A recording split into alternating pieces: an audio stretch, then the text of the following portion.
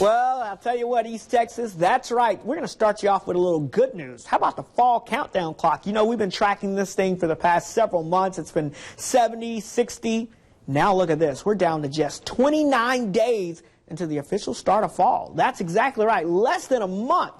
At 9:21 a.m., it will be officially fall, so I hope you are ready. Outside now, not really feeling like fall. In fact, we've made a return, I guess you could call it, back to more summer-like weather. You can see we've got a mixture of sun and clouds showing up outside as we look downtown. Things are booming okay, though. 85 degrees in downtown right now at the midday hour with a southwest wind at 14. That's ushering in some drier air, believe it or not, even though dew points are still into the lower 70s. Everyone already dealing with the warm temperatures out there. 82 degrees in Athens, 85 Henderson, 85 in Lufkin, 84 Center, and 85 degrees currently in Marshall. So it is definitely a warm time if you're heading out for lunch, maybe joining the patio group and enjoying a nice sandwich. It's going to be a little on the toasty side. In fact, we do have heat advisories, by the way, for portions of Shelby, Sabine, and St. Augustine counties. Heat advisories could approach 105. Now, I think that may be a little tough to do today, but we could get there in those three counties, so we'll be watching that. Everyone else, fairly quiet.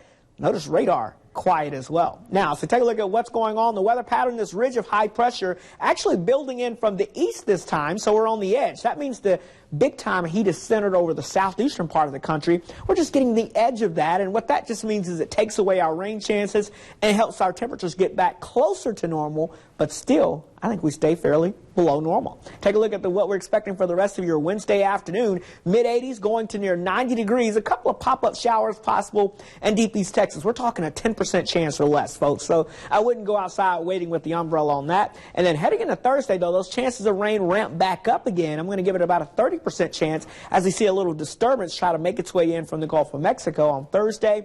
But by far, the biggest and greatest rain chances for us will come on our Friday. As you can see here, Friday we're going to be tracking this cold front moving into the area. That's going to give us a much better chance of scattered showers, even a couple of rumbles of thunder before we see a cold front moving through. And I'm going to dry the weekend out. There's a slight chance of a couple of isolated showers, but I think for the most part we'll be dry. But back to the bad news, yes, as we kick things off here and your kickoff forecast for Friday night, could see some scattered showers and storms around the area, so be aware of any lightning near any of those stadiums and be ready to take cover. But hopefully we can get those rain chances down as we go throughout the evening hours and we don't see any game cancellations or anything like that. Otherwise, about a half-inch to an inch of rainfall will be possible. Hey, we've got to talk about the tropics. They are fairly active with two systems we're watching. The first one, Tropical Storm Gaston here into the central Atlantic, winds of 70 miles per hour.